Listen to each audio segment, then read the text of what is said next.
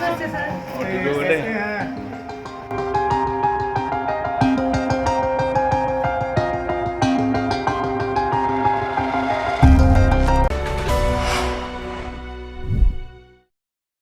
नाम के गर्ग है।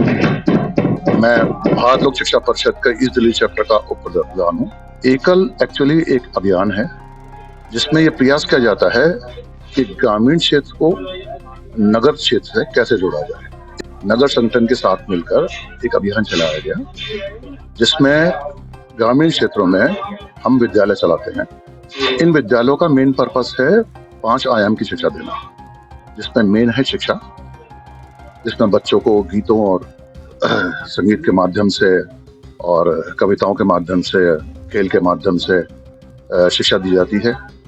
गांव के ही बच्चों को उन्हीं के एक आचार्य जो गांव की ही बच्ची या बच्चा होता है उसके द्वारा गांव के चौपाल में या मंदिर में या कोई भी सार्वजनिक स्थान पर 30 बच्चे करीब एक विद्यालय में होते हैं। 3 घंटे का उनका विद्यालय चलता है। और क्या सुविधा दी जाती है इसमें?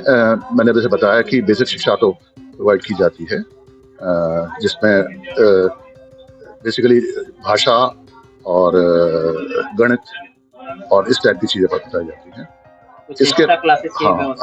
इसके अतिरिक्त उनको स्वास्थ्य की, स्वच्छता की, स्पोर्ट्स की और संस्कार, ग्रामोत्थान जिसमें जैविक खेती और उनको कंप्यूटर शिक्षा या सिलाई कढ़ाई की बारे में बताना, उसके वर्कशॉप करना, स्वावलंबी बनाया जाता है। इसके अतिरिक्त उनको संस्कार दिए जाते हैं जिसमें गांव में समितियां बनाई गई हैं जो वहां पर सत्संग करते हैं। नशाबंदी पर जोर दिया जाता है, बड़ों के किस तरह से बड़ों का आदर किया जाए, हमारे पुराने संस्कारों को कैसे दोबारा स्थापित किया जाए, उस पर जोर दिया जाता है। इसके अतिरिक्त जागरण, गांव में ग्रामीण क्षेत्रों में क्या क्या सुविधाएं हैं, उन सुविधाओं का लाभ उनको कैसे मिले, इस बारे में उनको जागरूक किया जाता है। उत्तराखंड में हमने जो है इसके लिए हम काम करते हैं और उत्तराखंड में हमने जो है इसके लिए काफ़ी हद तक वहाँ पर वन यात्रा भी बहुत सारी की है हमने। और अल्मोड़ा के लिए हमने चंपावत का प्रोग्राम बनाया हुआ था और पिथौरागढ़ का, और बाद में हमारे पास जो है इसमें गढ़वाल क्षेत्र भी आ गया था और गढ़वाल को भी हमने जो है इसमें जोड़ा है। 1 लाख से ऊपर विद्यालय इसमें चल रहे हैं और 1 लाख वाला विद्यालय हमारे प्राइम मिनिस्टर साहब ने इसका इनॉग्रेशन किया था। मेरा नाम सौरभ जैन है और मैं पेशे से एक चार्टर्ड अकाउंटेंट हूँ। वैसे मैं सर्विस में हूँ। ये प्रोग्राम एकल का जो आज हुआ है बहुत अच्छा प्रोग्राम है, बहुत अतुलनीय काम ये लोग कर रहे हैं, बहुत अच्छा प्रयास है जिसके माध्यम से कोशिश है कि जो गांव के ऐसे स्कूल हैं, हमारे जो गांव हैं इस तरह के भारत के जहां पे अभी तक स्कूल नहीं पहुंच पाए हैं, विद्यालय का माध्यम नहीं है, वहां पर हम विद्यालय स्थापित कर सकें, उनको इस तरह की शिक्षा का माध्यम उनको दे सकें जिससे वो भी समाज के मेन उसमें आ सकें।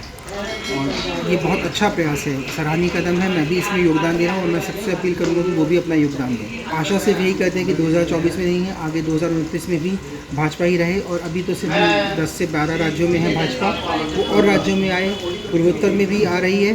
कुछ अभी जो साउथ के राज्य हैं वहाँ पे नहीं आ पा रहे, वहाँ भी आना चाहिए। वहाँ पे थोड़ा सा अपना गढ़ बनाना चाहिए। थोड़ी सी कश्मीर दिल्ली में हर बार रह जाती है, वो उस पर बहुत ध्यान देना बहुत आवश्यक है। जिस तरह के आर्थिक प्रयास 2014 के बाद से हुए हैं, इंफ्रास्ट्रक्चर पे जिस तरह का निवेश 2014 के बाद हुआ है वो पहले कभी देखा नहीं गया है।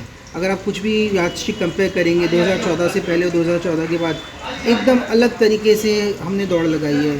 चाहे कोई भी मापक अंक हो, कोई भी अंकांक हो, कहीं भी हम देखें अगर, तो हम जिस तरीके से आगे बढ़े हैं, जिस तरीके से हमने ग्रोथ रेट लिया है, बहुत अच्छा ग्रोथ रेट लिया है। इंफ्रास्ट्रक्चर के अंदर जिस तरीके से निवेश किया है वो बहुत अच्छा निवेश किया है, जो कि एक हमें बेस देता है आगे बढ़ने के लिए और एक सही माहौल तैयार करता है हमें डेवलपिंग इकॉनमी से डेवलप्ड इकॉनमी में जाने के लिए। लेकिन विपक्ष तो कह रही है कि हम बेरोजगारी की तरफ बढ़ रहे हैं और हम बहुत घाटे में जा रहे हैं। देखिए, विपक्ष को तो कहना ही पड़ेगा ना, कुछ घाटे में तो वो जा रहे हैं।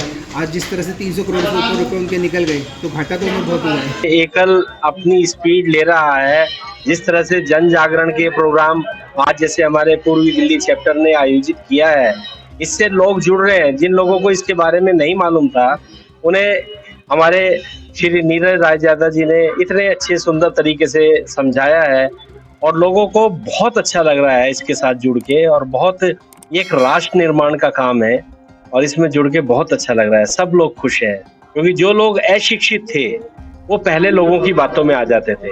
अब एकल के द्वारा प्राप्त की गई शिक्षा के आधार पे लोग अपना निर्णय लेने में समर्थ है। तो एकल का ये बहुत बड़ा, इस तरह से कह सकते हैं आप कि एकल का योगदान समाज के संगठन में, समाज की तरक्की में, और पढ़ा लिखा समाज जब होगा तो नेचुरली अपने नेता को भी अच्छे नेताओं को चुनेगा। कहीं ना कहीं आप मोदी जी के हाथ को मजबूत भी कर रहे हैं।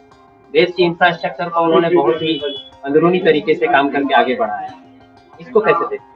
देखिए, देश को मजबूत जो भी करेगा वो हमारा अच्छा लीडर है, चाहे वो मोदी जी है या हमारे अटल बिहारी वाजपेयी जी थे या जो भी कोई था। और जो अच्छा करेगा वो पाएगा। आज मोदी जी आप देखिए कितने अच्छे से विश्व स्तर पे, मैंने आज का सुबह का अखबार पढ़ा तो उसमें पुतिन साहब का एक बहुत अच्छा डायलॉग लिखा हुआ था कि मोदी जी को कंप्रोमाइज करवाना किसी के बस के नहीं है। आज मोदी जी की वो ख्याति हो गई है, आज मोदी जी का वो अस्तित्व है कि आज कोई मोदी जी को हिला नहीं सकता। कारण है उसके पीछे, ये नहीं कि वो मोदी जी हैं, वो इसलिए कि उनकी कार्यशैली जो है, उनका जो काम करने का तरीका है, उनकी जो निर्भीकता है, जो उनके अंदर पारदर्शिता है, ये सबसे बड़ा उनका रोल प्ले कर रही है। भारत को बहुत आगे शिक्षा के क्षेत्र में ऊंचाई पर ले जाने वाला कार्य हो रहा है भारत लोक शिक्षा परिषद द्वारा। हर गांव में हमारे भारत में 6,40,000 गांव हैं। 6,40,000 गांव में 1,20,000 गांव तक अभी एकल पहुंच गया है। आगे हमारा प्रयास ये है कि हम 6,40,000 गांव तक पहुंचे और गांव में हर बच्चों को शिक्षा मिले। ये एकल का एकमात्र उद्देश्य है। मैं दो ही शब्दों में कहूंगा, एकल एक राष्ट्र निर्माण का कार्य कर रहा है और राष्ट्र निर्माण का कार्य जब होता है तो ये संपूर्ण देश के लिए है, संपूर्ण राष्ट्र के लिए है। जब राष्ट्र हमारा भविष्य बनेगा तो ऑटोमेटिकली पूरे संसार का भविष्य बनेगा। तो एकल एक संस्था नहीं है, एकल अपने आप में एक बृहद रूप में पूरा संसार है।